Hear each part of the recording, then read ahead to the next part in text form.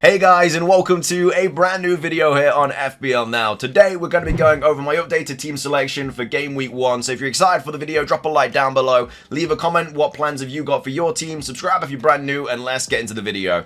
So, starting things off, in goal, it is still Sanchez and Ward. Again, Chelsea are signing a goalkeeper, so we're still a little bit up in the air who is going to be their number one. Yeah, if we do get news before game week 1 that it is going to be Sanchez, then he will definitely be the keeper that I go with. The fixtures are just so good for Chelsea, barring obviously the first one. I mean, City at home isn't great, but after that, they've got Wolves, Palace, Bournemouth, West Ham, Brighton, and Forest. So, definitely going to be wanting some sort of Chelsea defender in place for that fixture run. And yeah, a 4.5 mil keeper in a Chelsea team is going to be really good. Obviously they've got a new manager and everything like that, so we'll have to see how they're going to end up playing and stuff, because obviously Poch did turn it around at the end of the season. But yeah, I'm absolutely fine owning Sanchez. I owned him last season for like a couple of weeks, and I brought him in, he didn't really do anything, and then he got injured, so I had to transfer him out, and it's the worst thing ever having to use not one but 2 free transfers getting rid of a goalkeeper. It's just the worst thing ever, so I'm hoping that that's not going to be the case again this season. He did have quite a lengthy injury spell last season, so I'm hoping that that's not going to be an issue this season. There are other obviously good 4.5 mil keepers as well that I could easily replace him with if need be. But yeah, as of right now, he's just going to be my goalkeeper. And then obviously I've also just got Ward as well, who he's just a 4 mil not playing keeper, but I don't think we're going to get lucky and have any 4 mil playing keepers this season, unfortunately. I think we're just going to have to deal with it and just play a 4.5 mil keeper. Other people have been thinking of like maybe going for Raya and stuff, who obviously is a little bit cheaper than the Arsenal defense, because Gabriel is obviously 6 and Saliba is also 6 as well, and Raya is a little bit cheaper than that, and it kind of just gets you into that Arsenal defense for a little bit less. But I just think they're not going to be, I just don't think Raya is going to be as good as Gabriel and Saliba. I mean, they're both affected by like the -4 BPS for conceding and stuff like that. It's just I don't think Raya is going to be making that many saves. Arsenal is like the best defense in the league, and that's, yeah, down to Raya as well, but also it's down to the partnership between, you know, Gabriel, Saliba. You know, Ben White obviously had a really good season as well. So if you were looking to get in an Arsenal defender and you wanted to go for Raya just for a little bit cheaper, I think the points will generally add up. You know, when they keep a clean sheet, is he more likely to get 8 points than like Gabriel or Saliba? Probably not. He's probably only going to make 1 or 2 saves, if that.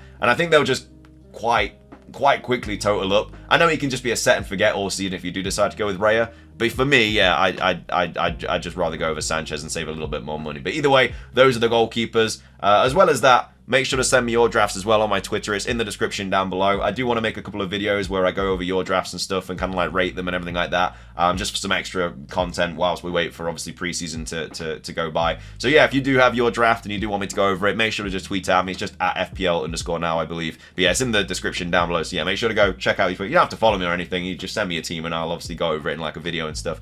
Either way though, those are the goalkeepers. At the back, I've actually changed quite a bit. We've got Konza, Anderson, Castagna, Johnson, and Burn. So I've got rid of Trent, and I've also got rid of Mikalenko as well. I'm not completely convinced about the Mikalenko one. I could easily go with him over Anderson, and probably will, to be fair, if I end up going for a team like this. But I brought Castagna in instead of Trent. Obviously, it's a lot more money saved. You know, it's 2.5 mil saved. You know, Trent is 7 mil. Obviously, a really good asset to own this season.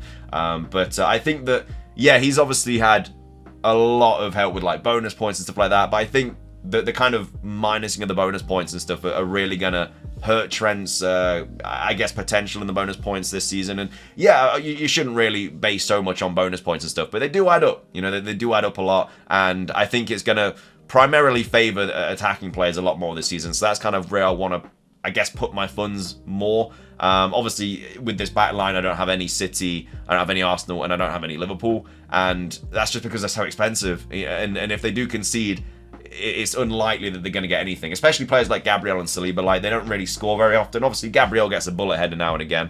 Gavardio was a little bit different. I think he just went on a ridiculous run last season, and yeah, he was scoring for fun.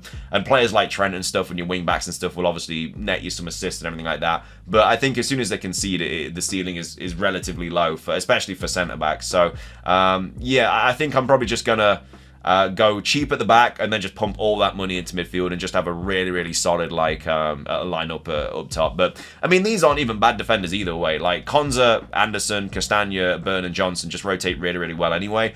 Castagna doesn't have a great fixture at the start of the season, Man United away. I wouldn't play him in that fixture. But after that, they've got Leicester at home, Ipswich away, and then West Ham. So they've got 2 promoted teams in the first 3 game weeks, and Castagna's numbers are actually not that bad, and I think he's going to be a little bit of a gem going forward. I know the fixtures aren't the greatest, because obviously then they've got Newcastle, then Forest, then City and stuff, but he's not a player I have to play every week. You know, I have 4 other playing defenders if Johnson plays, which obviously is expected. You know, Burn, I can easily play Anderson, Konza. You know, I could go Mikalenko instead of Anderson if I wanted to, but yeah, he's not a player I have to play every week, and he'll just rotate nicely with my other players. You know, when obviously Anderson's playing Chelsea away in game week 3, I can just play Castagna, who's got Ipswich away in game week 3, and they just rotate really, really nicely. Obviously, Konza has really, really nice fixtures as well. You know, West Ham, Leicester, Everton, Wolves, Ipswich, all in the first 6 game weeks. Obviously, Burn has some really, really nice fixtures as well coming up as well.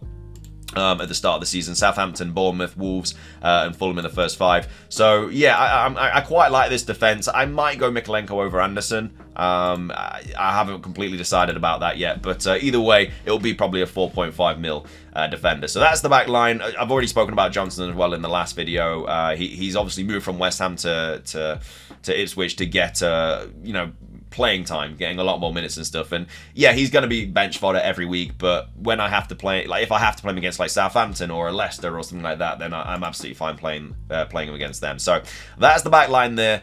In midfield, this has also changed as well. I have gotten rid of Gibbs White and I brought in Saka, just to have a bit of an Arsenal presence in my team. I know the fixtures aren't ideal. I mean, this is another reason that I didn't really want to go Arsenal defenders either. I mean, the fixtures aren't great from a defensive standpoint at all. You know, they've got Villa away game week 2, Spurs away, City away in 4 and 5. You know, Brighton and Wolves are obviously really nice fixtures, but I just don't think...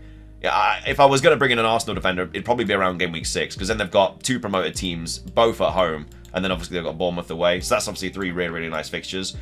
Whereas I feel like if you were going to bring in a 6 mil defender, you'd probably go like Gvardiol or someone like that, or try and spend a bit more and go for Trent. I just don't think, for me personally, Arsenal defense isn't the way forward first couple of fixtures. Obviously, Wolves at home is fantastic at the start, but then after that, it does get a little bit tricky. And you're not picking your team for just game week 1. You're picking it for arguably the first, like, you'd like to think around, I don't know, like maybe 8 game weeks before you think about using your wildcard or whatever. Obviously, circumstances change, things can happen, but yeah, I did want some sort of Arsenal presence in my team. I still don't have any City presence in my team either, which isn't great at all. But yeah, I mean, Saka could be Foden if I wanted him to be, and obviously that'd save me 0.5 mil, and then I could maybe upgrade Anderson to like a Munoz or something like that. But on penalties, Saka is, and yeah, I just feel like penalty takers are just so they're just so needed, man. Honestly, the amount of points you can get from penalties is ridiculous. And I've got, out of this midfield, 4 of them take penalties, so I'm absolutely fine with that. But yeah, I've got Saka, who's got Wolves at home, Palmer, who's got City at home. Again, not the greatest start to the season, but after that, I just feel like I cannot go without Palmer for Wolves, Palace, Bournemouth, West Ham, Brighton, and Forest. I just have to have him for that fixture run. Eze, I think he's just a staple in my team. I'm not going to be getting rid of him at all. I think I'm going to be... And if his like injury record's good this season, I can't really see why I would get him out of my team, especially if he's on penalties. A lot of people are thinking that losing Elise might hurt Palace, but I generally don't think it will from like an FPL standpoint. I think Eze's still going to have a really good season, and hopefully he does anyway. And then I've also gone Salah as well. Hasn't looked great pre-season. I mean, Liverpool haven't. I saw they lost to, was it Preston or something? It's just pre-season at the end of the day, so it doesn't really matter that much, but you know, it's still a little bit worrying, I guess. But either way, I'm sure it will still be fine. And yeah, Ipswich, first game of the week, game of the season is a really good captaincy shout as well. And I've also gone Gordon as well. I've got triple Newcastle here, which again I might change. I don't know. Like I don't know if I'm throwing all my eggs in one basket, going free for free Newcastle for free Newcastle players at the start of the season. But the fixtures aren't too bad. I mean, I could always get rid of Dan Burn instead of Mikalenko as well, if need be. But yeah, Gordon, I just how good he was at home last season. And they've got Southampton at home first game of the season. I just feel like I can't go without him. So I'm really happy with the midfield. Obviously, it's missing, you know, maybe a Foden or something like that. But he's not on penalties, and yeah, he's a little bit cheaper. But I don't know. I feel like this midfield is solid, you know. And then up top, we've got Watkins, Isak, and Stewart. That hasn't changed at all. Watkins, again, I just don't feel like I can go without. He was like I think he was a top scoring player for FPL last season. Barring the Arsenal fixture in the second game week, they've got really, really nice fixtures. And yeah, I mean, he might be on penalties now. Louise is gone, but it's most likely going to be McGinn or someone else. I can't see Watkins being on the penalty, going to be the penalty taker. But if he was, that'd be even more of a reason to keep him or put him in my squad. And then Isak as well. His underlying numbers were just short of like Haaland's last season. Went on a really good run of form. As well as that, it looks like Wilson's not even going to make the start of the campaign either. So even more of a reason to go Isak. back. You know he's definitely going to be on penalties and stuff. He did take a penalty when Wilson was on the pitch. I think he missed it last season. But yeah, if Wilson's not even, you know, going to be able to play, I mean, he's so injury prone. I don't think you're going to have to worry about that at all for an Isaac owner. But yeah, all in all, this is the kind of like updated team. It's probably not going to change too much now for a little bit. You know, I feel like we need more preseason games and stuff for me to kind of really grasp an idea of what the team's going to be. But I honestly don't think it's going to change too much from here. Again, I don't think Arsenal defense is a necessity the first like 4 or 5 game weeks, just because the fixtures aren't great. I'd much rather have an attacker than a defender from there. Obviously, missing Trent isn't ideal. Obviously, I don't have Haaland as well, which is something that's going to be worrying. But his percentage of ownership isn't even that much either, just because of how much he is. He's only 32% owned, which isn't that bad. You know, I think last season, game week 1, he was like 80% owned or something like that. So it's really not that bad. Like even Watkins is, you know, 56.5% owned. So not having Watkins would hurt me more than not owning Haaland. So there is that kind of percentage game as well that you have to kind of take into effect as well. But at the end of the day, you can't have everyone. You know, I feel like they've priced everyone really well this season. There's probably going to be some hidden gems, like Pom was obviously the best FPL asset to have last season. It was just ridiculous. He's now gone up to 10.5. There hopefully will be another gem this season, but until we find him, yeah, you can't have everyone. So you're gonna have to just pick and choose who you think's gonna have a good season. But either way, that's my my updated Game Week 1 team. Like I say, make sure to send me your teams and your drafts and stuff on Twitter. I'll go over those.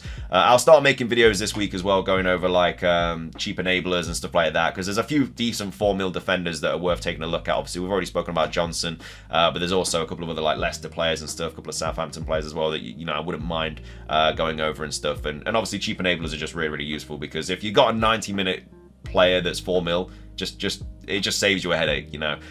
So yeah, we'll see what happens with that. But yeah, make sure to send me your drafts on Twitter. It's in the description down below. Make sure to join the code, join the league as well. We've got the league code in the description as well.